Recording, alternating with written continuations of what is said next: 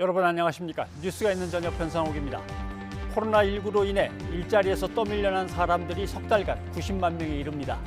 IMF 환란 위기 때는 석 달간 100만 명이었죠. 그런데 IMF 이후 20년 동안 비정규직, 하청, 파견이 늘고 상시 구조 조정에 시달리다 보니 힘이 붙여서 그때보다 세상은 그냥 조용합니다. 그러나 코로나19 대책에서는 이 소리 없는 아우성이 벼랑 끝에 선 사람들이 꼭 먼저 반영돼야만 합니다. 뉴스가 있는 저녁 오늘 준비한 내용을 안기령 앵커가 소개합니다. 전해주시죠. 예, 오늘의 주요 소식 정리해드립니다. 박원순 서울시장이 갑자기 연락이 끊겨 경찰이 수색에 나섰습니다. 박 시장의 딸이 경찰에 신고했는데 경찰은 마지막으로 휴대전화 기록이 남은 성북동 일대에서 박 시장의 행방을 찾고 있습니다. 관련 속보 들어오는 대로 전해드리겠습니다. 검언유착 의혹 수사에서 검찰총장의 지휘를 배제하라는 추미애 법무부 장관의 지휘를 윤석열 검찰총장이 사실상 그대로 따르겠다는 입장을 밝혔습니다. 이에 따라 관련 수사는 서울중앙지검 수사팀이 그대로 이어가게 됐습니다. 이번 논란 자세히 짚어보겠습니다. 다주택자의 종부세 부담을 대폭 강화하는 내용의 부동산 대책이 이르면 내일 발표될 것으로 보입니다. 정부는 실수요자를 위한 공급 대책까지 검토하고 있습니다. 오늘 새벽 경기 이천에서 음주운전 차량이 마라톤 대회 참가자들을 덮쳐 3명이 숨졌습니다.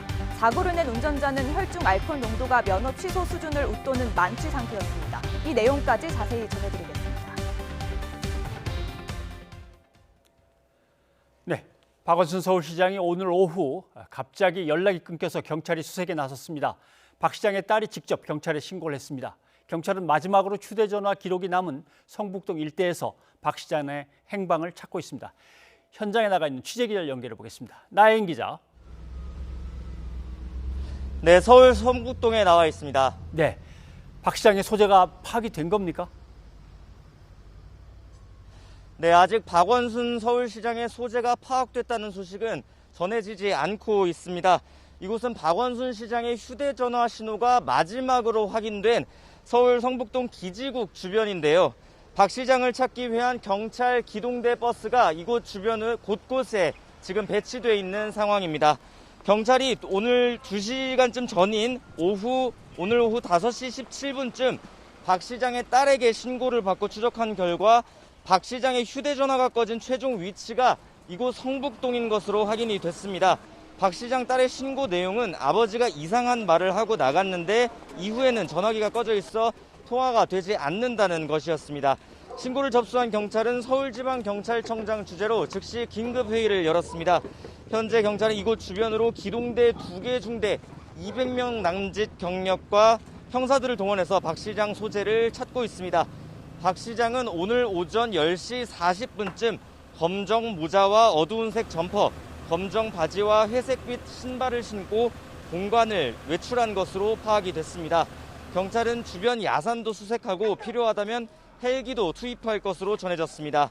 소방도 경찰의 공조 요청을 받고 특수구조단을 포함해 펌프차와 구급차 10여 대를 주변에 출동시켜 놓은 상황입니다. 서울시는 박 시장이 오늘 몸이 좋지 않다는 이유로 출근하지 않았다고 밝혔습니다. 그리고 내일 예정됐던 공식 일정도 모두 취소한 것으로 확인이 됐습니다. 박 시장이 잠시 휴식을 취하기 위해 연락이 끊긴 건지 서울시와 경찰 등 관련 기관이 분주하게 사태를 파악하고 있습니다. 자세한 소식 들어오는 대로 다시 전해드리겠습니다. 지금까지 서울 성북동에서 YTN 나혜인입니다. 네, 들으신 것처럼 박원순 서울시장이 갑자기 연락이 끊겨 경찰이 긴급 수색에 나섰습니다. 이현아 기자와 함께 좀 더 알아보겠습니다. 이 기자, 네. 예, 일단 얼마나 기다려 봤길래 소식이 얼마나 끊겼길래 연락을 두절이라고 판단하고 경찰에 실종 신고를 한 걸까? 이제 이 부분이 맨 처음에 소식을 받으면서 궁금했습니다. 딸이 실종 신고를 한 게 언제쯤입니까? 네, 앞서 기자 현장 중계에서도 들으셨지만요. 일단은 박 시장 딸이 오늘 오후 5시 17분쯤 한 4-5시간 전에 아버지가 어떤 말을 남기고 집을 나갔는데 전화기가 꺼져 있다면서 112에 신고를 한 것이 112 신고 시점이었습니다. 예, 그렇다면 지금 수색 작업은 어떻게 이루어지고 있습니까?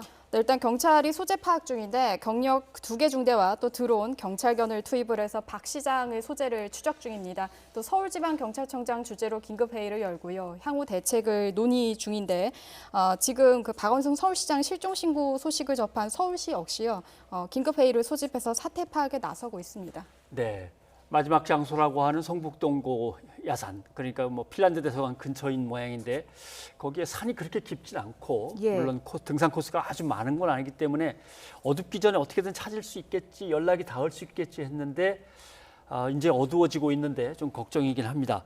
서울시에서는 어떻게 지금 대책이 진행되고 있습니까? 네, 아까 말씀드린 대로 이제 서정엽 행정 일부 시장 주재 긴급회의를 소집해서 사태 파악에 나섰다고 말씀을 예. 드렸는데요. 예. 조금 더 구체적으로 보면은 현재 비상 연락을 모두 돌린 상태고요. 서울시 4급 이상 간부들이 서울시청에 모여서 만일의 사태에 대해서 대비하고 있습니다.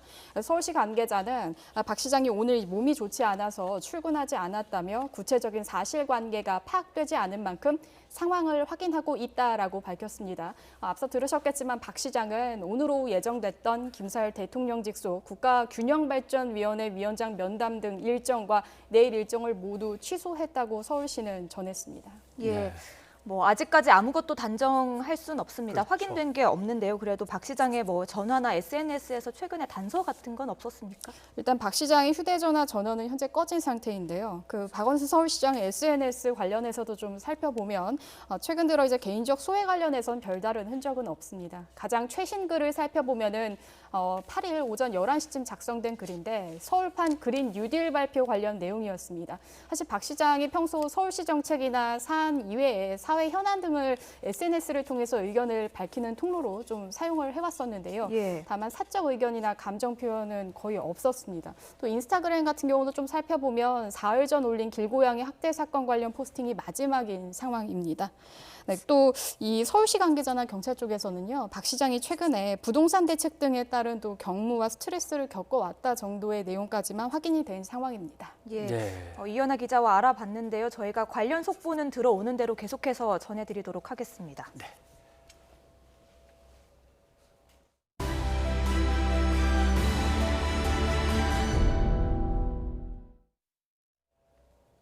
윤석열 검찰총장이 추미애 장관이 제시한 최종 시한을 1시간 앞두고 장관 지시를 사실상 수용한다는 입장을 내놨습니다. 추 장관도 국민의 바람에 부합하는 입장이라고 화답하면서 양측의 갈등은 일단 봉합된 것으로 보입니다. 홍성국 기자입니다. 추미애 법무부 장관이 최종 시한으로 정한 오전 10시를 1시간 앞두고 대검찰청이 입장문을 발표했습니다. 추 장관이 지시한 총장의 수사 지휘권 박탈은 소송 등으로 다투는 절차로 취소되지 않는 한 지휘권 상실 상태가 된다는 내용입니다. 이에 따라 결과적으로 서울중앙지검이 검언유착 의혹 사건을 자체 수사하게 됐고 이런 사실을 수사를 맡은 서울중앙지검에도 통보했다고 밝혔습니다. 윤 총장의 입장 표명과 상관없이 총장은 수사 지휘에서 손 떼라는 지휘가 이미 발효되고 있다는 뜻으로 사실상 장관 지시를 수용한다는 의미로 풀이됩니다. 대검의 입장이 나오고 1시간 뒤 추 장관이 최종 시한으로 정한 오전 10시에 맞춰 법무부도 공식 입장을 내놨습니다. 추 장관은 만시지탄이지만 이제라도 윤 총장이 장관 지시에 따라 수사팀 지휘에서 손을 뗀 건 공정한 수사를 바라는 국민 바람에 부합한다고 말했습니다. 윤 총장이 사실상 장관 지시를 수용한 것으로 보고 추 장관도 총장 감찰이나 징계 등 추가 조치에 나서진 않겠다는 방침을 밝힌 겁니다.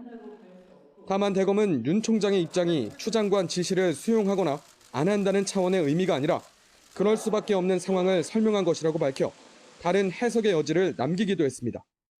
대검찰청이 명시적으로 밝히진 않았지만 결과적으로 윤석열 총장이 추미애 장관의 지휘를 수용한 셈이 되면서 파국으로 치닫던 양측의 정면 충돌 양상도 일단 피한 것으로 보입니다. YTN 홍서욱입니다.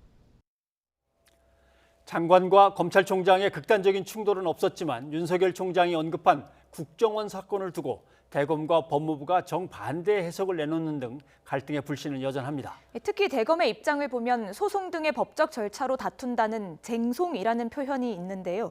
추 장관의 수사 지휘에 대해 권한쟁의 심판이나 행정소송을 염두에 둔 것이 아니냐는 해석도 나오고 있습니다. 강희경 기자입니다. 대검찰청은 최후 시한인 오전 10시를 앞두고 낸 입장문에서 국정원 사건을 언급했습니다. 국가정보원이 원세훈 전 원장의 주도로 인터넷 댓글 등을 통해 정치에 개입한 사건으로 2013년 당시 검찰 특별수사팀 팀장은 윤석열 총장이었습니다. 그러나 윤 총장은 수사 과정에서 지휘부와 의견 차이를 보이며 충돌한 끝에 팀에서 퇴출당했고 그해 국정감사에서 외압이 있었다고 폭로했습니다. 수사하는 사람들은 그런 것을 외압이라고 느낍니다. 대검은 윤 총장이 검언유착 의혹 수사에서 손을 떼도록 한 추미애 장관의 지휘가 당시 부당한 외압과 다를 바 없다고 규정한 겁니다. 반면 법무부는 수사팀장 당시 윤 총장의 심정이 이 사건 수사팀이 느끼는 심정과 다르지 않다며 정반대의 해석을 내놨습니다. 2013년 윤 총장이 피해를 받듯 이번 사태에서의 피해자는 지금의 수사팀이고 윤 총장은 과거 검찰 수뇌부와 같이 부당한 지휘를 하고 있다는 뜻으로 풀이됩니다. 양측이 서로에 대한 불만을 우회적으로 표현한 셈입니다. 대검이 쟁송 표현을 쓴 데 대해서도 추 장관의 수사 지휘에 대해 권한쟁의 심판이나 행정소송을 고려하는 것 아니냐는 해석이 나옵니다. 추미애 장관이 곧바로 거절한 절충안의 사전 조율 과정을 놓고도 진실 공방이 오갔습니다. 대검은 법무부로부터 독립수사본부 설치 제안과 함께 공개 건의 요청까지 먼저 받았지만 법무부 장관이 일방적으로 거부했다는 입장인 반면 법무부는 장관에게 보고된 바도 없고 독립적 수사본부를 언급하거나 건의를 요청한 적도 없다고 선을 그었습니다. 서로에 대한 불만과 불신이 가득한 가운데 검찰 내부 게시판에는 추 장관의 지휘가 위법 부당하다는 글도 꾸준히 올라오고 있습니다. 파국은 가까스로 막았지만 곳곳에 갈등의 불씨가 남아있는 만큼 검찰이 집단 반발할 가능성 등도 여전히 배제할 수 없는 상황입니다. YTN 강희경입니다. 법무부와 검찰 간의 충돌이 일단락되면서 검언유착 의혹에 대한 사건 수사는 서울중앙지검 수사팀이 독립적으로 맡게 됐습니다. 일촉즉발의 상황이 일단 마무리되기는 했지만 수사 결과에 따라 갈등이 또다시 불거질 가능성도 있습니다. 이경국 기자입니다.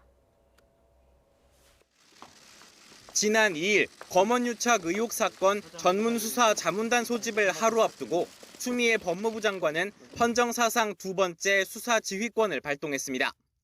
자문단 소집 절차를 중단하고 윤석열 총장은 수사에서 손 떼라는 게 추 장관 지시였습니다. 대검찰청은 자문단 소집을 미루고 검사장 회의를 열었는데 총장 수사지휘 배제는 문제가 있어 반대한다는 의견이 많았습니다. 하지만 추 장관은 아랑곳 없이 법무부 입장 발표와 SNS를 통한 경고성 메시지로 연이어 윤 총장을 압박했습니다. 윤 총장이 침묵 속에 숙고를 이어가자 추 장관은 결정 시한을 제시하고 최후 통첩을 내렸습니다.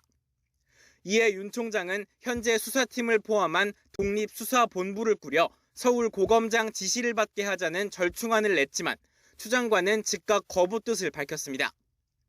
결국 지휘권 발동 일주일 만에 윤 총장은 대검 지휘 없이 현재 수사팀이 자체 수사하라고 통보했고 갈등은 가까스로 봉합됐습니다.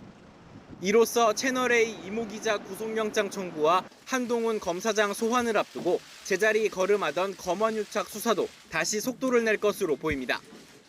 다만 향후 수사에 영향을 미칠 변수도 적지 않습니다. 검언유착 의혹을 폭로한 측과 유착 당사자로 지목된 측이 모두 검찰 수사심의위원회를 신청하면서 외부 판단이 향후 수사 방향의 관건이 될 수 있습니다. 법무부와 대검 간 갈등을 거치면서 검언유착 대신 권언유착 아니냐는 의견이 팽배한 점도 수사팀에겐 풀어야 할 과제이자 부담입니다. 실제 검찰 내부 게시판엔 불공정 편파 수사 의혹의 해명을 요구하는 글과 수사팀 검사가 대응하는 글이 잇따라 올라오는 등 논란도 이어지고 있습니다. 서울중앙지검 수사팀은 국민이 납득할 수 있을 만한 결과가 나오도록 수사에 최선을 다하겠다고 밝혔습니다. 장관 지휘권 발동과 총장 지휘 배제까지 이어진 사건의 무게감을 고려할 때 수사 결과가 한쪽으로 치우치거나 부실하다는 평가가 나올 경우 후폭풍도 거셀 것으로 예상됩니다. YTN 이경국입니다.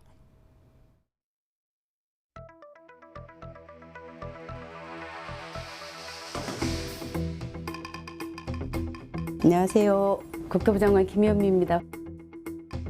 자기가 사는 집이 아닌 집들은 좀 파시고 파는 길을 열어드린 거고 내년 4월까지 우리가 시간을 드렸으니까 파시면 양도소득세 과세를 피할 수 있습니다.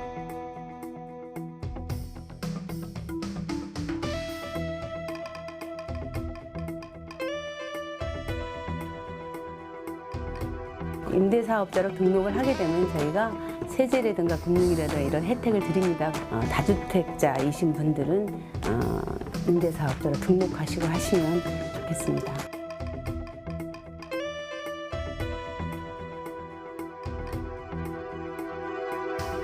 신혼부부라든가 이런 분들에 대해서는 좀 더 청약을 하기 쉽게 이 제도를 바꾸는 것이 이번 제도의 특징입니다.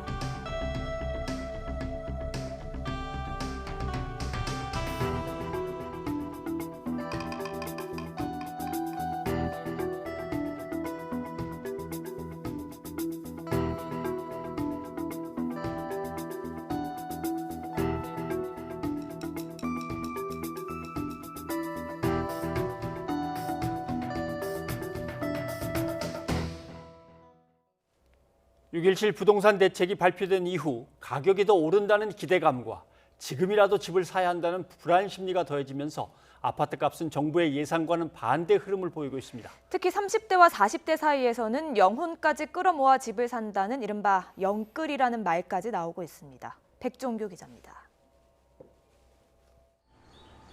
서울 강북구에 있는 전용 면적 84제곱미터 이 아파트는 올해 초 6억 원 후반대에 거래됐습니다.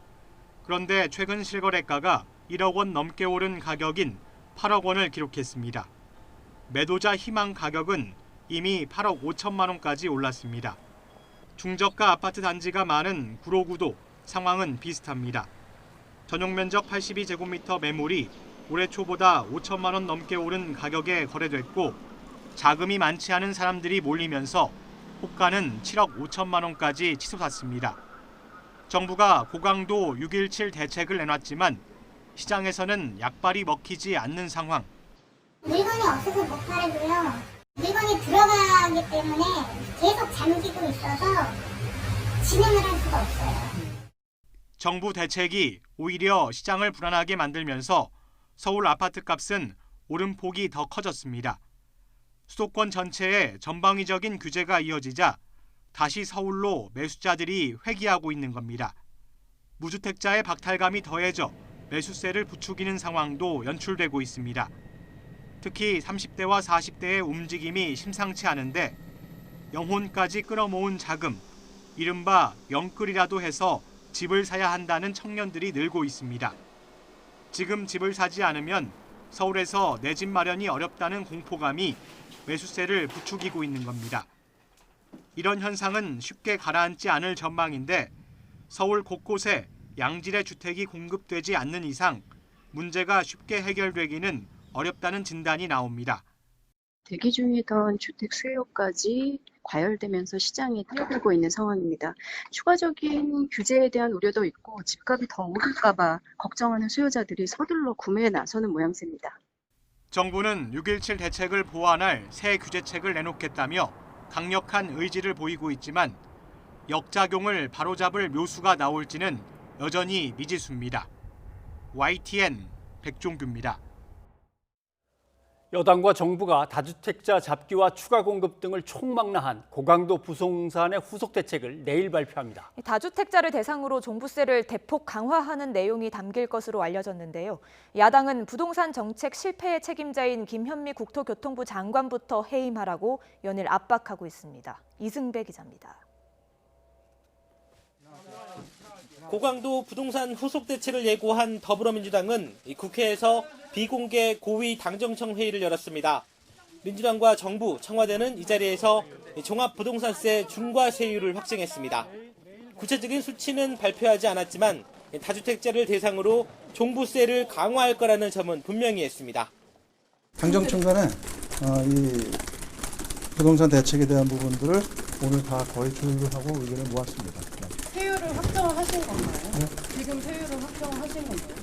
네, 그런 부분까지 다 의견을 다 정리했습니다. 민주당은 연일 부동산 투기를 잡기 위한 다각적인 정책을 마련하겠다고 공언하고 있습니다. 당장 이번 임시국회에서 종부세 강화 법안부터 처리하고 신혼부부와 청년 등이 집을 마련할 길을 터주는 금융지원과 공급 대책도 내놓겠다면서 이번 조치는 일회성 정책이 아니라고 강조했습니다. 아파트 투기가 완전히 근절되고 집 없는 서민이 손쉽게 내 집을 마련할 수 있는 사회적 기반이 정착될 때까지 지속될 것입니다. 야당은 일제히 반발했습니다. 추가 대책 운운하지 말고 먼저 부동산 정책 실패에 대한 책임부터 물어야 한다고 공격했습니다. 미래통합당은 정부와 여당은 공직자에게 집을 처분하라는 반헌법적 조치로 성난 민심을 수습할 궁리만 한다면서 문재인 대통령은 책임자인 김현미 국토부 장관부터 즉각 해임하라고 강하게 요구했습니다. 문재인 대통령 조속히 김현미 국토부 장관 해임하십시오. 그렇지 않으면 국회에서 해임 건의권을 행사할 것입니다. 정의당도 계속된 뒷북 정책으로 정부의 부동산 정책은 신뢰를 잃었다며 정책 실패를 인정하고 사과부터 하라고 몰아붙였습니다. 민주당은 강력한 부동산 후속 대책을 발판 삼아 비난 여론을 잠재우고 국면 전환을 꾀한다는 전략입니다. 하지만 막상 시장의 반응이 어떨지를 예측하기 쉽지 않은 데다가 야당 역시 단단히 벼르고 있어서 넘어야 할 산이 적지 않습니다. YTN 이승배입니다. 박병석 국회의장도 서울 강남 아파트를 포함해서 다주택 논란이 불거졌었죠. 예, 그렇습니다. 박 의장이 대전의 아파트를 처분했다고 해명을 했는데 실상은 아들에게 증여한 것으로 드러났습니다. 해명이 오락가락하면서 부동산 정책과는 모순된 처신을 두고 비판의 목소리가 커지고 있습니다. 최민기 기자입니다. 박병석 국회의장도 다주택자란 경실련의 주장이 나오자 박 의장 측은 즉각 사실과 다르다는 보도자료를 냈습니다. 서울과 대전 두 채 가운데 대전 집은 이미 지난 5월에 처분해 지금은 월세로 살고 있어서 1주택이란 반박이었습니다. 하지만 이후 이 집을 실제 시장에게 판 게 아니라 아들에게 증여한 사실이 확인됐습니다. 증여 사실을 숨기려 했다는 논란이 일자 박 의장 측은 지역구를 방문할 때 이 집에 머물러 아들에게 관리비 명목으로 월 30만 원을 주기 때문에 월세로 표현했다고 다시 해명했습니다. 서울집도 논란이 이어졌습니다. 박 의장 측은 처음 해명에서 서울 강남의 아파트를 팔지 않은 건 재개발에 따른 관리처분 기간에 묶여 3년간 매매가 불가능하기 때문이라고 선을 그었습니다. 하지만 1가구 1주택, 실거주 상태라면 집을 팔 수 있는 것으로 확인되면서 또다시 구설에 휩싸였습니다. 박 의장 측은 해명 당시 매매 요건을 충족시켰던 것은 맞다고 인정했지만 이미 집 한 채를 처분해 1주택만 소유하게 됐는데 이를 팔았어야 했다는 주장은 옳지 않다고 강변했습니다. 그러나 박 의장이 석연치 않은 해명으로 거듭 논란에 휩싸이며 노영민 대통령 비서실장 사건에 이어 여권 지도부의 처신은 또 한 번 도마 위에 올랐습니다. 국민은 좌절하며 희망도 접고 있습니다. 이런 마당에 입법부 수장의 신뢰마저 종이장처럼 가벼워진 현실에 실소를 금할 수 없습니다. 당정청 모두 한 목소리로 집값 투기 근절을 강조했지만 정작 여권 인사들의 행보는 강남불패란 신호만을 남겼습니다. 여당에서는 더 강한 부동산 정책을 예고하고 있지만 국민의 불신과 박탈감은 쉽게 가라앉지 않을 것으로 보입니다. YTN 최민기입니다. 이처럼 여권 인사들의 다주택, 특히 서울 강남의 부동산 보유를 두고 논란이 큰 상황인데요. 하지만 통합당은 지역구 의원들이 집 두 채를 가지고 있는 것은 비난 대상이 아니라고 주장했습니다.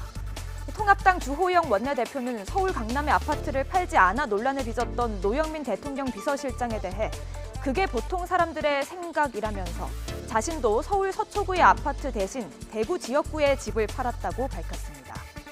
그런데 부동산 논란에 이어 정치인들의 또 다른 특권 논란이 불거졌습니다. 통합당 김성원 의원, 국립묘지 안장 대상에 전현직 국회의원들을 포함시키는 내용의 법안을 발의했는데요. 김 의원 측은 엄격히 심사해 일부의 의원만 안장하는 내용이라고 설명했지만 국민의 눈높이와 맞지 않는다는 비판이 나오고 있습니다. 그런가 하면 문희상 전 국회의장과 가까운 김수흥 민주당 의원, 전직 국회의장에게 차량과 사무실 등을 지원하는 법을 발의하려다가 이른바 문희상 예우법이라는 지적에 무산되기도 했는데요. 정치권의 특권 내려놓기 이렇게 어려운 일인가요?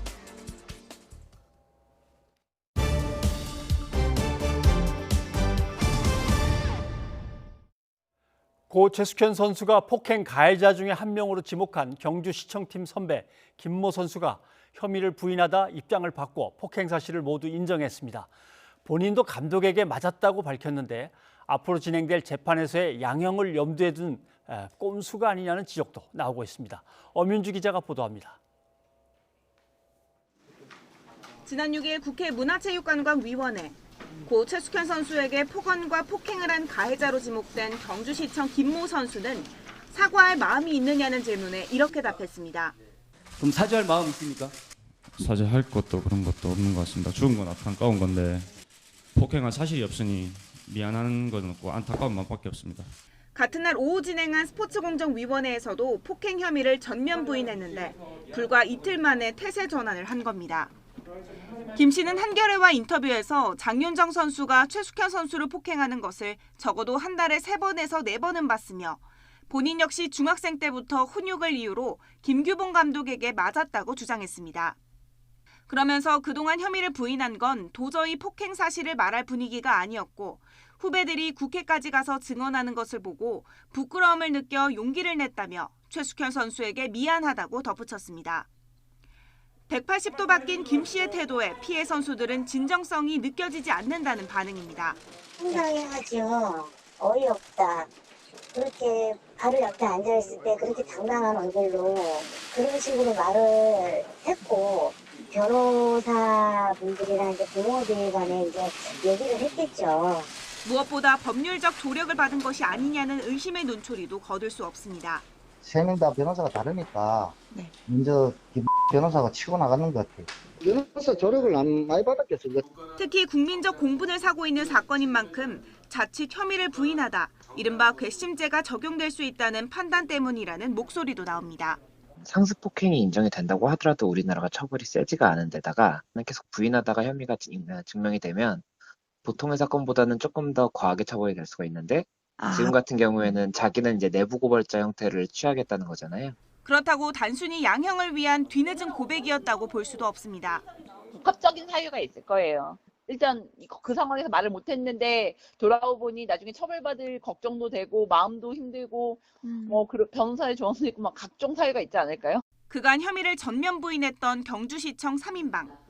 이 가운데 한 명의 뒤늦은 고백이 나온 만큼 잘못은 명명백백 밝히되 자칫 양형을 위한 꼼수로 퇴색되지 않도록 엄격한 잣대가 필요해 보입니다. YTN 엄연주입니다. 최숙현 선수 사망과 관련해 폭행을 시인한 무자격 팀 닥터 안모 씨는 주로 마사지와 심리치료를 담당했다고 합니다. 그렇습니다. 이런 사람을 스포츠팀에서 보통 트레이너라고 부르는데요. 안 씨는 운동 처방사 2급 자격증을 가지고 어떻게 의사 행세를 할 수 있었을까요? 안 씨의 과거를 추적해 퍼즐을 맞춰봤습니다. 김재형 기자입니다. 김기봉 감독은 팀 닥터로 불린 안모 씨를 2008년 경산에 있는 내과 병원에서 처음 만났습니다. 2008년도에 병원에서 처음 알게 되었고 그 병원에서 이제 선생님이라 불렀던 상황이고 저는 그분이 누군지도 몰랐었고 치료를 잘 한다라는 소문에 의하여 당시 김 감독과 안 씨를 모두 알았던 선수는 둘의 관계를 이렇게 기억합니다. 그때는 그렇게 친한 그렇게 좋은 사이가 아니었어요. 김규호 감독이 뭐 그렇게 뭐 치료를 잘한다 못한다 이렇게 막 욕을 하고 다닐 정도로 그렇게 좋은 사이는 아니었는데 당시 안 씨는 마사지는 물론 기치료, 심지어 간호사 업무인 수액까지 직접 놓았습니다. 주변에는 특전사 출신이라고 소개했는데 특공 무술을 직접 보여주기도 했습니다. 뭐 선생님이 뭐 특전사 나왔다 막 이렇게 그런 말이 나왔는데 뭐 자기는 이제 못 믿겠다 하니까 그 기술을 보여줬죠. 어떤 기술이요? 쇠젓가락을 벽에 꽂는 거야. 자신의 경력을 이렇게 소개하기도 했습니다. 럭비팀인지 아이스하키 팀인지는 모르겠는데 이제 거기서 이제 트레이너를 했다고 들었었어요. 마사지 잘하기로 선수들 사이 소문이 난 안 씨는 장윤정 선수 때문에 더 명성을 얻었습니다. 광주 아시안게임 뛰기 전에 그 수장인데 파열이 있었어요. 근데 그 치료를 했었어요. 그래서 이제 거기서 이제 계속 이제 신임이 간 거죠. 실제로 대회 2달을 남겨놓고 큰 부상을 당했던 장 선수는 안 씨의 마사지 덕분에 빠르게 회복해 한국 철인 3종 사상 첫 메달을 따냈습니다. 앞서 안 씨를 동료 선수들에게 소개한 것도 장윤정 선수입니다. 장윤정이 먼저 그 병원을 소개시켜줬어요, 저희를. 그래서 이제 저희가 이제 그쪽 병원으로 이제 자주 다니게 됐었죠. 당시 안 씨를 알던 선수들의 제보를 종합하면 안 씨는 적어도 2011년까지는 병원에서 근무했습니다. 이후 2013년 경북체육회팀이 경주시청으로 유니폼을 바꿔 입은 시점부터 팀 닥터로 불리기 시작한 것으로 보입니다. 저희는 물리치료사로 알고 있었죠. 원래 병원에 있었던 사람인데 그쪽 팀 닥터가 됐다고 말을 들었어요. 그래서 좀 의아해했어요. 의사로 속이며 무소불위의 권력을 휘두른 안 씨는 폭행, 성추행, 사기, 의료법, 아동복지법 위반 등의 혐의로 고소, 고발된 상태입니다. YTN 김지영입니다. 경주시청 트라이애슬론 감독과 운동 처방사 등을 고소한 고 최숙현 선수의 동료 선수 2명이 오늘 서울 서부지방검찰청에 출석했습니다. 최숙현 선수의 피해를 목격한 참고인으로 검찰에 나온 겁니다. 예, 두 선수는 김규봉 감독과 운동 처방사 안주현 씨, 그리고 주장 선수 장모 씨를 폭행 등의 혐의로 대구지검에 고소했죠. 예, 그러니까 참고인 조사가 끝나면 고소인 자격으로 또 자신들의 피해를 진술하는 일정입니다. 그 부분은 대구에 고소를 했기 때문에 대구지검 검사가 서울 서부지검으로 와서 조사를 진행한 걸로 보입니다. 500km를 밤낮 없이 달리는 울트라 마라톤 대회 참가자 3명이 음주운전 차량에 치여 숨지는 사고가 발생했습니다. 사고 당시 운전자는 만취 상태였습니다. 김우준 기자입니다. 경기도 이천시의 한 도로, 새벽 3시 반쯤 운동복을 입은 마라톤 참가자 3명이 대화를 나누며 차도 위를 걸어갑니다. 신호등 앞에 잠시 멈춰섰다가 다시 달리기 시작하는 찰나 전조등을 켠 차량이 쏜살같이 달려와 그대로 덮칩니다. 순식간에 벌어진 참변. 모두 병원으로 이송됐지만 숨졌습니다. 사고가 난 지점입니다. 마라토너들의 휴식을 위해서 만들어진 체크포인트에서 500m가량 떨어진 곳인데 휴식을 취한 뒤에 달리기를 시작하자마자 달려오던 차량에 그대로 부딪힌 겁니다. 차량 운전자는 30살 남성. 경찰 조사 결과 혈중 알코올 농도는 면허 취소 수준을 한참 웃돈 0.129%였습니다. 0.129. 지금 0.08이니까 취소 수치가 당연히 면허 취소되고. 숨진 3사람은 5박 6일 동안 밤낮 없이 530km를 달리는 울트라 마라톤 참가자였습니다. 지난 5일 시작한 대회로 부산 태종대에서 출발해 파주 임진각까지 달리는 코스였는데 결승 지점까지 124km를 남겨둔 상황이었습니다. 자세한 거는 아직도 경찰서에서 좀 더 우리가 모든 걸 다 통제할 수 있는 부분은 아니거든요. 길이가 아직 되기 때문에. 대회를 주관한 대한울트라 마라톤 연맹은 대회를 중단하고 사고 대책본부를 꾸려 사고 수습에 나섰습니다. YTN 김우준입니다. 정치자금법 위반 혐의로 재판에 넘겨진 은수미 성남시장 사건에 대해서 대법원이 검찰 항소가 잘못됐다며 2심 재판을 다시 하라고 판결했습니다. 시장직 상실 위기를 넘긴 은 시장은 항소 자체가 위법했다는 대법원의 판단에 따라 파기환송심에서도 시장직을 유지할 가능성이 커졌습니다. 박석영 기자입니다. 은수미 성남시장은 지난 2016년 6월부터 1년 동안 조직폭력배가 운영하는 업체로부터 90여 차례 차량 편의를 받은 혐의로 재판에 넘겨졌습니다. 은 시장은 운전기사가 자원봉사하는 것으로 알았다고 주장했지만 검찰은 운전기사와 차량을 무상으로 제공받았다며 정치자금법 위반 혐의를 적용했습니다. 1심은 은 시장 혐의를 유죄로 보면서도 지원을 적극적으로 요구했다고 보긴 어렵다며 벌금 90만 원을 선고했습니다.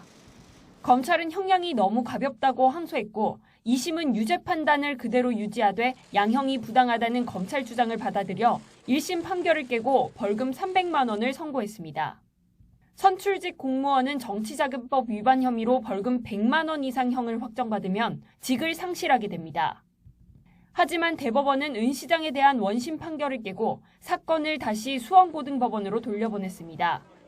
재판부는 원심 판단 자체는 적법하지만 검사가 구체적인 이유 제시 없이 형량이 가볍다고 주장한 건 위법하다고 봤습니다. 이어 이를 근거로 항소심이 1심 유죄 부분형을 가볍게 보고 더 무거운 형을 선고할 순 없다고 결론 내렸습니다.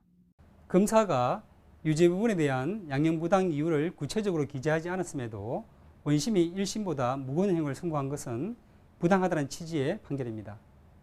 시장직 상실 위기를 넘긴 은 시장은 SNS에 재판부와 걱정하며 지켜봐 주신 분들께 고맙다며 좌고우면하지 않고 시정에 전념하겠다는 입장을 남겼습니다.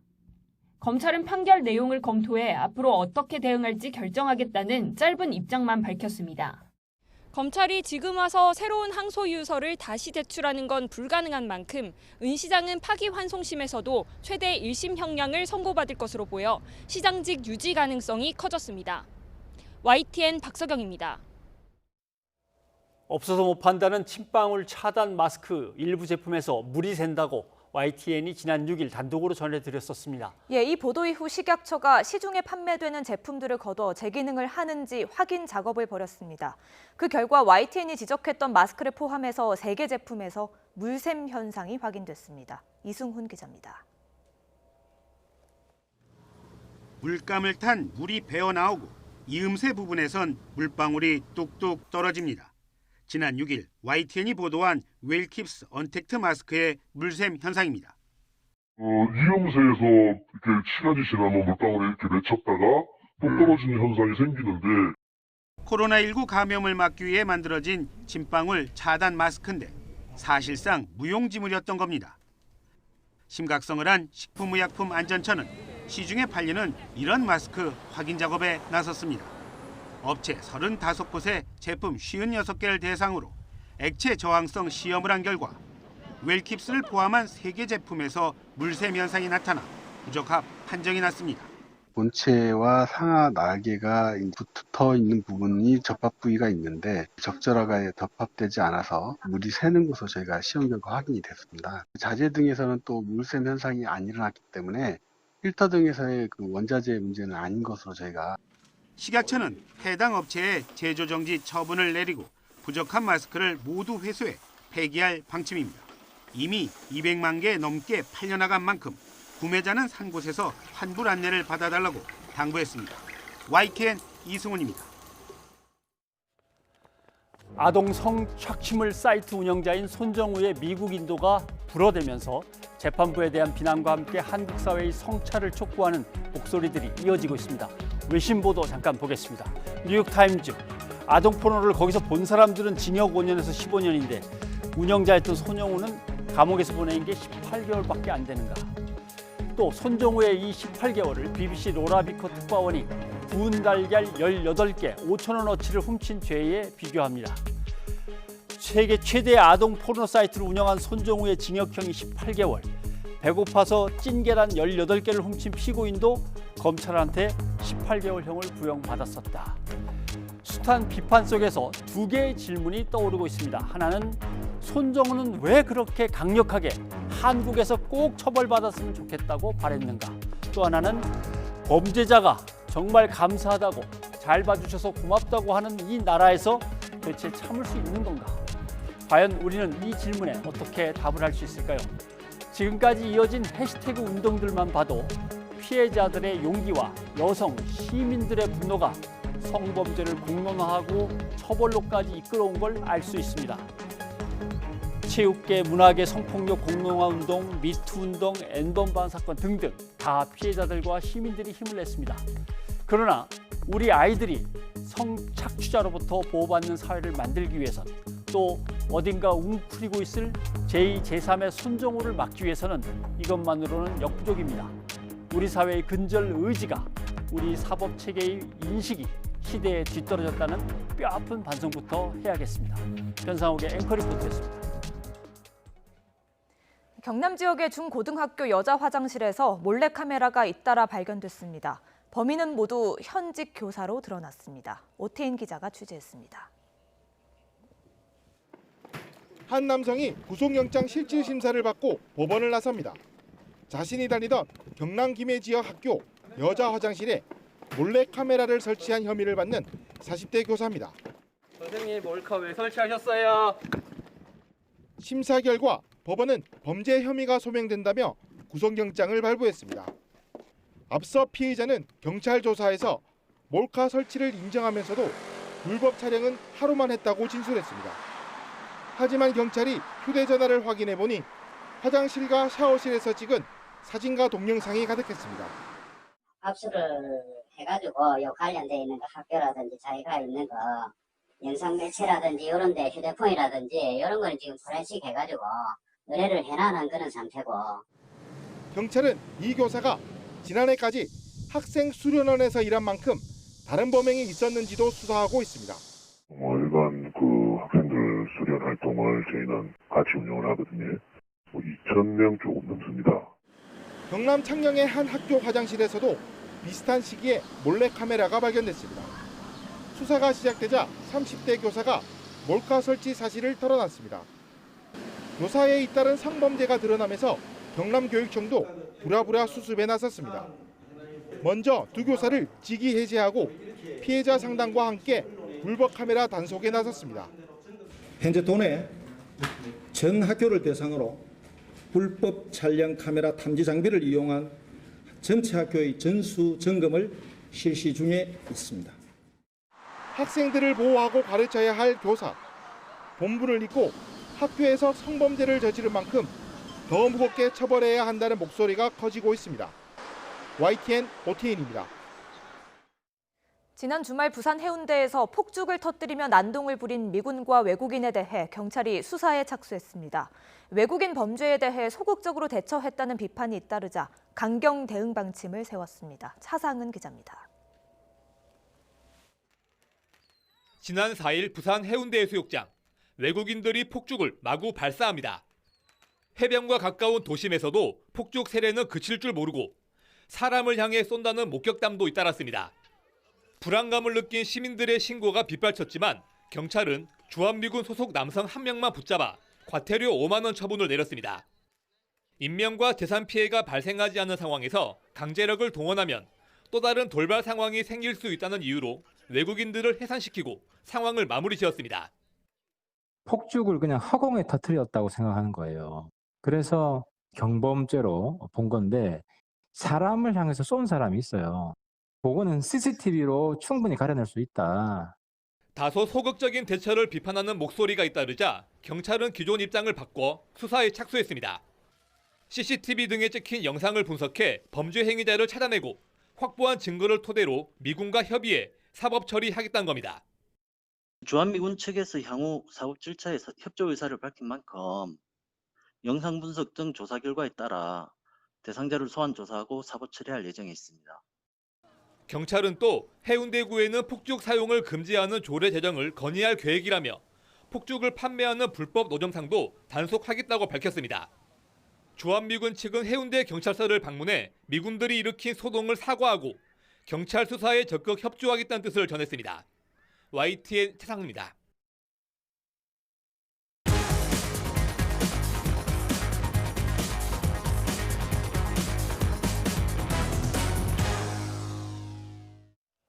검언유착 의혹 수사와 관련해 윤석열 검찰총장을 둘러싼 논란 좀 더 자세히 알아보도록 하겠습니다. YTN 라디오 뉴스 정면 승부에 이동영 시사평론가가 나와 있습니다. 어서 오십시오. 네, 안녕하십니까. 예, 윤석열 검찰총장 수사본부를 새로 한번 좀 크게 꾸려보겠습니다. 그 대신 뭐 서울고검장이 지휘를 하면 어떻겠습니까? 저는 보고만 받겠습니다. 이런 중재 조정안 비슷한 걸 내놨는데 결국 법무부 장관이 이거 안 된다라고 했고 오늘 윤 총장이 내놓은 것은 그럼 뭐 서울중앙지검이 근데 그 대검이 발표를 그렇게 했죠. 한번 일주일을 한번 쭉 평가를 해봐야겠습니다. 예. 그런데 오늘 결정 낸 것은 처음에 추 장관이 지시한 바로 그것 그대로죠. 그냥 예. 서울중앙지검이 수사를 하고 검찰총장은 측근이 관련돼 있는 거니까 빠지는 게 좋겠다. 이거였단 말이죠. 예. 근데 결국은 이렇게 결정됐을 건데 일주일 동안 여러 가지 사건이 있으면서 논란이 컸었단 말입니다. 예. 그래서 이걸 일주일 동안 이렇게 할 필요가 있었을까 그런 생각도 들고 또 앵커가 그 말씀하신 그 중재안이라고 하는 거 예. 누가 중재안을 낸 거겠습니까? 근데 그것은 검찰 측에서는 대검 측은 법무부하고 다 밑에서 얘기가 되고 예. 법무부가 우리한테 발표를 그렇게 해달라고 했던 거다라고 하는데 예. 법무부는 전혀 그렇지 않다. 예, 진실 게임 향상으로 흘러가는 건데 예. 그 장관이 지시를 했고 거기에 대해서 예스나 노냐 대답을 하라고 그 전날 말했단 말이죠. 예. 그런데 물밑에서 그런 협의가 있었다? 그건 장관 모르게 했다? 이해가 좀 안 가는 부분이고 윤석열 총장 입장이나 대검 입장에서는 자신들의 모양새로서는 이렇게 하는 게 좋겠죠. 그러니까 그렇죠. 자신이 임명한 사람이 가장 수사 꼭대기에 올라가는 게. 예. 그런데 법무부 입장에서는 그게 장관이 지시한 모양하고 전혀 다른 거잖아요. 그 장관 입장은 윤석열 총장이 수사에서 빠지는 게 좋겠다라고 예. 분명히 이야기했는데 총장이 임명하는 사람이 수사 지휘를 끌을 갖는다. 이건 모순이 있는 거기 때문에 조금 이렇게까지 끌 게 아니었음에도 불구하고 일주일간 예. 너무 사회적 혼란이 좀 있지 않았냐 예. 그런 생각이 들어요. 그러니까 검찰과 법무부 바깥에서 보기에도 수사지휘본부가 꾸려지고 거기에 고검장이 지휘를 하고 검찰총장한테 수시로 보고를 한다면 그거는 총장이 지휘하는 거나 마찬가지가 될 그렇죠. 텐데 법무부 장관 얘기한 게 아닐 텐데라고 이해를 할 정도인데 법무부에 있는 사람들이 그걸 모르고 덥석 합의를 했을 리는 그렇죠. 없어 보인단 말이죠. 그러니까 예를 들면 특임검사 이야기도 나왔지 않습니까? 예. 근데 특임검사도 마찬가지입니다. 특임검사도 법무부 장관이 이야기하는 것과 완전 다른 거거든요. 결국은 특임검사를 임명하는 사람은 검찰총장이니까 지금의 뭐 수사팀을 배제한다거나 혹은 지금의 수사팀과 특임검사가 함께 한다든가 어쨌든 법무부에서 얘기하는 지금의 수사팀을 건들지 말라는 것은 상관없는 거기 때문에 예. 이렇게든 저렇게든 법무부 장관의 주의권 그거는 달라질 수밖에 없으니까 예. 법무부 입장은 그냥 한결같았다. 좀 그렇게 보입니다. 다만 윤석열 총장 입장에서는 이제 그 후배 검찰도 또 보는 면도 있고 뭐 이런 여러 가지 이유가 있기 때문에 예. 법무부 장관의 지휘 발동권을 그대로 받기는 또 부담이었거든요. 아하. 그러다 보니까는 뭐 전국 지검장 회의 같은 걸 열어서 의견을 또 취합하는 모양새도 취하고 언론 발표에서 대다수의 사람들이 이런 의견을 냈습니다. 이렇게 하기도 했고 그런데 사실은 그 지금 취재에 들어간 기자들의 말에 의하면 그 전국 지검장 회의에서도 윤석열 총장에게 반기를 들었던 사람들도 많이 있었다라는 내용이기 때문에 결과론적으로는 어떻게 된 거냐면 일주일 동안 이렇게 시간을 끌고 결국은 뭐 백기투항처럼 됐지 않습니까? 예. 윤석열 총장의 리더십 상당히 흔들릴 수밖에 없겠다 그런 생각이 들어요. 그리고 지난번에 천정배 장관이 지휘 발동권을 내렸을 때는 예. 총장이 수용하고 항의 차원에서 사표를 썼단 말이에요. 그런데 지금은 일주일 동안 시간을 끌었다가 수용을 하고 사표 쓰지 않고 그대로 자기 자리를 유지한단 말이죠.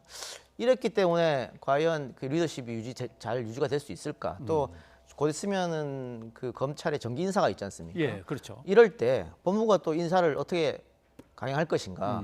윤석열 총장의 측근이라고 불리는 사람들, 수족이라고 불리는 사람들이 그대로 남아 있을 것인가? 네. 이런 거 봤을 때는 윤석열 총장의 위기다 이렇게 볼 수 있겠습니다. 그 말씀을 하셨으니까 이어서 얘기를 풀어가 보자면 대검에서는 갑자기 입장 발표를 하면서 천정배 장관의 지휘권과 그다음에 검찰총장의 어떤 그 항명 내지는 충돌을 얘기해놨는데 그때하고 요거하고 사건이 조금 다릅니다. 그때는 어떤 특정한 사건을 놓고 어떻게 할 거냐의 문제고 이거는 검찰 간부 그것도 총장의 측근으로 생각되는 간부 그리고 또 더 올라가면 누가 있을지 모르는 검찰 내부의 심각한 사건이어서 장관이 이제 나서는 건데 그거하고 단순 비교하기는 조금 그렇죠. 어렵죠. 천정배 장관이 있을 때는 구속 여부였지 않습니까? 예. 한 명 교수에 대한 구속을 시키느냐 안 시키느냐 이 여부 갖고 지휘를 내렸었는데 지금 같은 경우에는 검안 유착 사건이고 예.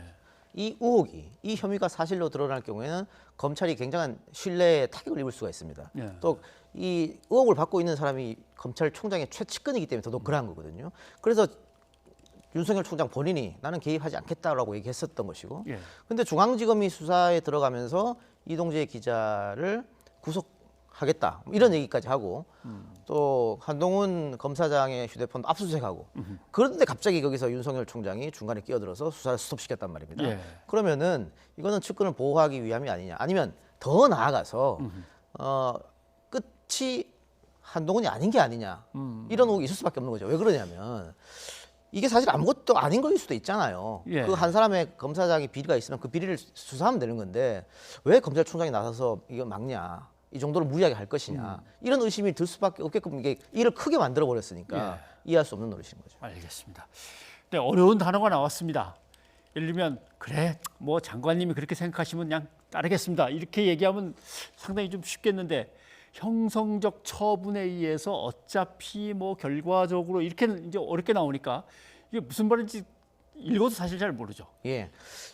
아까도 제가 말씀드렸습니다만 그 윤석열 총장의 자존심이 스크래치가 나는 경우거든요. 예. 일주일 동안 이렇게 시간을 끌고 또 지검장을 모아가지고 회의도 해서 결론도 내리고 뭐 특임 검사 얘기도 슬쩍 이야기했다가 수사 지휘권을 뭐 대검에서 임명하고 이렇게 다 안 됐지 않습니까? 예. 안 됐는데 일주일 동안 시간을 끌었음에도 불구하고 일주일 있다가 그러면 장관님이 지시한 대로 하겠습니다. 이렇게 나오면 그 모양새가 많이 빠지잖아요. 그럼 이럴 거면 처음부터 받지 왜 받지 않았냐. 그래서 나름의 대검이 고심했던 것 같아요. 예. 그 우리 총장의 어떤 자부심에 좀 스크래치 안 나는 방향으로. 그래서 여러 가지 안 중에서 이렇게 조금 어려운 말을 쓰면서 하지 않았나 그런 생각이 듭니다. 예. 근데 조금 이렇게 약간 모순은 있습니다. 왜냐하면 장관이 그렇게 얘기하면 이미 총장은 박탈당한 건데 지휘권을 총장이 뭐 이래라 저래라 할 수 있냐? 서울중앙지검 니들이 알아서 해라 이렇게 했는데 장관이 지휘했으니 어차피 지휘권을 박탈당한 건데라고 하면 그게 일주일 전이어야 그렇죠. 맞는데 예. 지휘권을 박탈당했는데 왜 지검장을 소집을 하고 거기서 의견을 취합하고 합니까? 이 지검장 소집 같은 게 법령에 존재하지도 않아요. 예. 그런데 그냥 모았지 않습니까? 그래서 거기서 예를 들어서 한 가지 의견 나왔다고 칩시다. 이번에 한 가지 의견 나오지도 않았습니다만은 대검에서는 뭐 대부분의 사람들이 한 가지 의견을 냈다고 얘기를 합니다만. 예. 근데 그 의견이 법적으로 근거가 됩니까? 그걸 뭐 총장이 법무부 장관을 받아줘야 될 이유도 없는 것이고 예. 그럼에도 불구하고 그런저런 이런 여러 가지 안을 냈었지 않습니까? 예. 주의권이 상실되는데 왜 그런 안을 냈느냐. 그래서 앞뒤가 조금 앵커 말대로 모순되는 행동을 했다 이렇게 보는 거죠. 예. 아무튼 뭐 지금으로서는 검찰이 뭔가 그동안 이렇게 일주일을 질질 끌면서 뭔가를 해보려고 했다는 거에 대해서 질타를 합니다만은 법무부 장관도 이제 좀 검찰을 좀 다독이고 수사는 수사대로 소식껏 잘 하도록 좀 지원도 해주고 좀 잘 좀 풀렸으면 좋겠습니다. 예, 왜냐하면 이게 어쨌든 법무부 산하에 검찰청이 있는 거지 않습니까? 그렇죠. 예. 근데 이게 두 조직의 수장이 맞부딪히는 모양새를 냈기 때문에 정부 여당 혹은 청와대에서 굉장히 부담스러울 수밖에 없어요. 예. 이것도 일주일을 끌었지 않습니까? 그래서 어쨌든 이제 봉합되는 모습이니까 이거를 이 사건이 발단된 사건이 서울중앙지검이 수사하고 있죠. 그 서울중앙지검에 맡겨서 그 결과를 이 총장이 결과만 자기가 보고 받겠다고 했으니까 그 결과에 따라서 처리를 하면 되겠죠. 예. 그런데 일각에서는 이렇게 공개적으로 이루어진 추미애 장관과 윤석열 총장의 대결 이면에는 그냥 장관과 총장의 힘겨루기가 아니다. 이건 뭔가 정치적 의도가 깔려 있는 거다. 이런 분석도 나옵니다. 한번 각자의 의견을 상반된 의견을 양측으로부터 한번 들어보겠습니다. 얼마 전에 윤석열 총장이 그 대통령 지지율 3위까지 지금 올라왔었잖아요. 그랬죠. 그래서 지금 대통령 출마하려고 계속해서 법무부 장관과 각을 세우고 충돌하는 이런 정치적 모양새를 띠는 것 아니냐 이런 이야기까지 돌고 있는 상황입니다.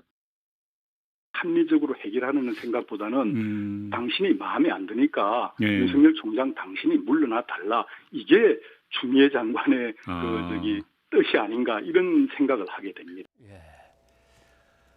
수사에 대한 이견이 아니다. 이거는 어차피 정치적 공방이다. 아니다. 결과적으로 정치적 공방이다. 이거 어떻게 봐야 될까요?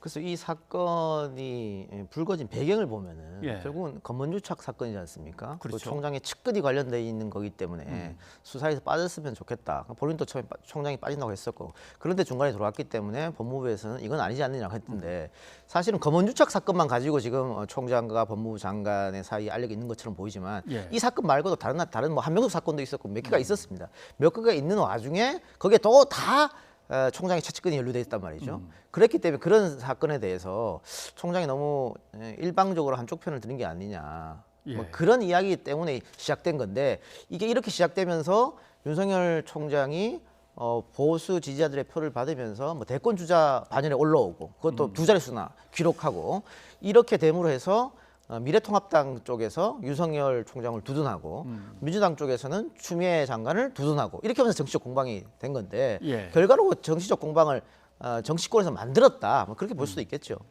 예. 자 이렇게 되면 일단 서울중앙지검 수사팀은 뭐 독자적으로 독립적으로 알아서 잘 해라 이제 지시를 받은 게 됐습니다. 이렇게 되면 채널 A와 검찰의 검언 유착 의혹 사건에 대해서 수사는 뭐 탄력을 받겠죠. 일단 그 담당 검사가 검사들 그끼리의 그 방이 있는데 거기다 얘기를 했지 않습니까? 실체적 접근을 잃었다.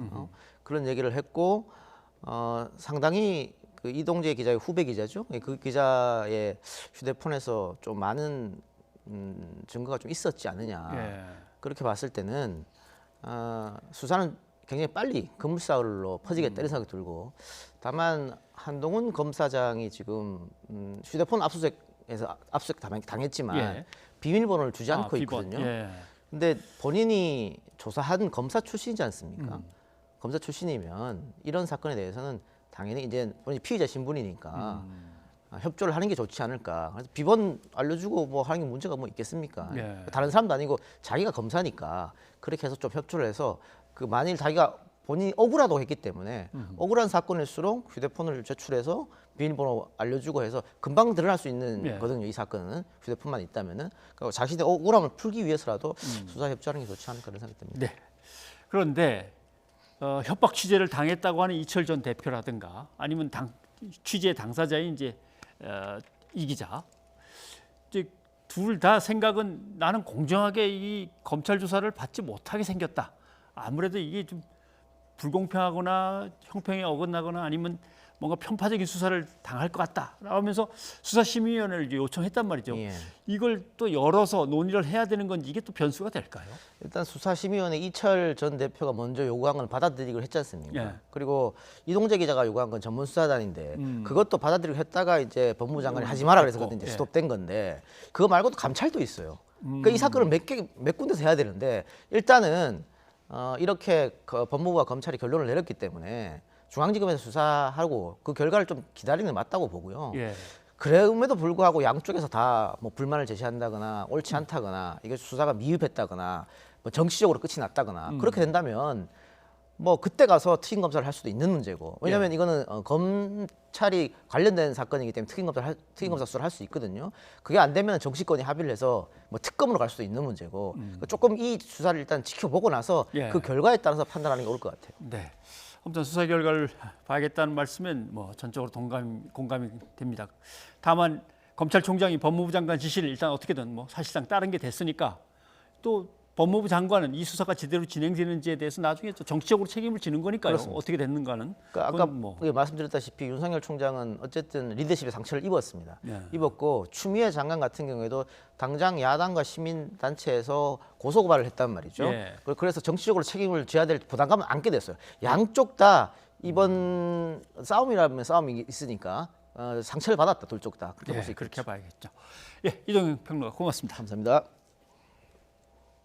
중국과 일본에 물폭탄을 쏟아부은 장마 전선이 북상하고 있습니다. 다음 주까지 우리나라도 장마권에 들어 피해가 우려되고 있습니다. 김진두 기자입니다. 한 달 동안 쏟아지며 중국 남부를 물에 잠기게 한 장맛비. 일본 규슈도 기록적인 물폭탄이 쏟아지며 피해가 속출했습니다. 중국부터 일본까지 길게 이어진 장마 전선에서 비구름이 강력하게 발달했기 때문입니다. 남해 먼바다에 머물던 장마 전선이 우리나라를 향해 북상하기 시작했습니다. 따라서 주춤했던 장맛비가 다시 시작돼 다음 주까지 주기적으로 영향을 줄 전망입니다. 밤 사이에는 경남 해안과 제주도에 200mm가 넘는 큰 비가 오겠습니다. 남해안 부근을 지나는 저기압과 북태평양 고기압 사이에서 많은 양의 수증기가 유입돼 천둥 번개를 동반한 시간당 50에서 70mm의 매우 강한 비가 오는 곳이 있겠습니다. 이어 다음 주 초반에도 남해안에 그리고 주말부터는 사나흘 정도 내륙 곳곳에 게릴라 호우가 쏟아질 가능성이 큽니다. 최근 장마 전선을 따라 비구름이 폭발적으로 발달하고 있어 시간당 50mm가 넘는 폭우가 내릴 위험도 큽니다. 눈앞이 제대로 보이지 않을 정도의 비로 2시간 이상 내리면 피해가 속출할 수밖에 없습니다. 기상청은 다음 주까지 산사태나 침수 피해가 발생할 수 있다며 주변 취약지대에 대한 점검과 보강을 당부했습니다. YTN 김인우입니다. 중국에서 코로나19로 가장 큰 피해를 본 지역이 후베이성이죠. 이번에는 한 달 넘게 폭우가 이어지면서 350만 명가량이 피해를 본 걸로 나타났습니다. 예, 현지 매체들은 지난 4일부터 어제까지 우한시를 비롯해 후베이성 12개 도시에서 348만여 명이 폭우로 피해를 입었다고 전했습니다. 특히 집 733채가 무너지고 건물 3,200여 채가 파손됐으며 농경지 50만여 헥타르가 물에 잠겼다고 전했습니다. 네, 일본도 지난주부터 남부 규슈와 중부에 걸쳐서 내린 기록적인 폭우로 인명피해가 계속 늘고 있습니다. NHK는 이번 폭우로 현재까지 62명이 숨지고 2명이 심폐정지 상태이며 행방을 알 수 없는 사람은 17명이라고 전했습니다. 그리고 사망자 가운데 58명은 구마모토 현에 집중됐는데요. 구마모토에서는 하천이 넘치면서 노인 요양시설에서 14명이 숨지기도 했습니다. 그리고 현재까지도 가족 등과 연락이 닿지 않는다는 신고가 이어지고 있어 인명피해는 늘어날 가능성이 있다고 일본 언론들은 보도했습니다. 네. 다음 소식입니다. 북한이 평양 인근 월로리 일대에서 핵탄두를 개발하고 있는 정황을 보여주는 위성사진이 포착됐다고 미 CNN 방송이 보도했습니다. 하지만 우리 군과 정보 당국은 가능성이 작다는 반응을 보였습니다. 김원배 기자입니다. 북한 평양시 만경대 구역 월로리 일대를 찍은 위성사진입니다. CNN은 월로리 일대 위성사진을 통해 감시시설과 고층의 주거지, 지도부 방문 기념비, 지하시설 등이 목격됐다고 현지 시각 8일 보도했습니다. 이 사진을 분석한 미들베리 국제학연구소 동아시아 비확산센터의 제프리 루이스 소장은 트럭과 컨테이너 적재 차량 등이 포착됐고 공장 가동이 매우 활발한 것으로 보인다고 밝혔습니다. 또 월로리 지역을 매우 오랫동안 관찰했고 핵개발 프로그램과 연관이 있다는 것을 파악했다고 말했습니다. 월로리 일대 시설은 지난 2015년 루이스 소장이 제임스 마틴 비확산 연구센터 재직 시절 처음 확인한 것으로 알려졌습니다. 루이스 소장팀은 북한 핵개발 프로그램에서 월로리가 어떤 역할을 수행하는지 파악하기 어려워 당시에는 공론화하지 않았습니다. 그러나 미국 과학자연맹의 안킷 판다 선임 연구원이 출간할 서적에서 월로리를 소개함에 따라 공익을 위해 공개하기로 했다고 CNN에 밝혔습니다. CNN에 따르면 판다 연구원은 김정은과 폭탄이란 제목의 책에서 월로리가 탄두를 생산하고 유사시를 대비해 비축 무기를 분산 배치할 수 있는 장소로 활용된다고 밝혔습니다. 이에 대해 우리 군 관계자는 CNN이 보도한 평양 월로리 일대는 아직 핵무기 개발 생산 시설이 있는 것으로 파악되지는 않았다며 한미 군 당국이 주시하고 있다고 설명했습니다. 문홍식 국방부 부대변인은 대북 관련 내용을 세부적으로 확인하는 건 적절치 않다며 한미 정보당국이 긴밀히 공조하며 관련 시설 등을 면밀하게 주시하고 있다고 밝혔습니다. YTN 김원배입니다. 네, 시청취자 여러분의 의견 소개해드립니다. 네, 부동산, 집값과 관련해서 많이들 문자가 왔습니다.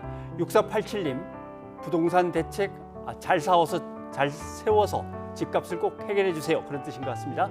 집 없는 서민이 집을 살 수 있게요 해주셨네요. 예, 4372님, 자본주의 국가에서 여러 채 가지고 있는 걸 비난할 수는 없지만 오른 값에 비례해서 세금을 내는 게 맞습니다 하셨습니다. 네, 5924님은 다주택 보유 고위공직자들은 한 채 남기고 팔겠다는 약속을 SNS에 올리지 말고 행동으로 옮겨야 합니다 해주셨고요. 예, 그리고 마라톤 대회에서 있었던 사고에 대해서 유튜브에서 제이디언 로즈님, 술을 마시면 운전대 잡을 생각 절대 하면 안 됩니다 하셨습니다. 네, 그리고 9330님, 내일 장맛비가 온다고 합니다. 피해 없기를 바라면서 이 비가 우리 사회의 아픔을 위로해 줬으면 합니다 해주셨습니다. 예, 여기까지 여러분의 의견 소개해드렸고요. 오늘은 장재인의 괜찮다고 말해줘 들려드리고 마치겠습니다. 네. 박원순 서울시장이 갑자기 연락이 끊겨서 경찰이 계속 수색 중입니다.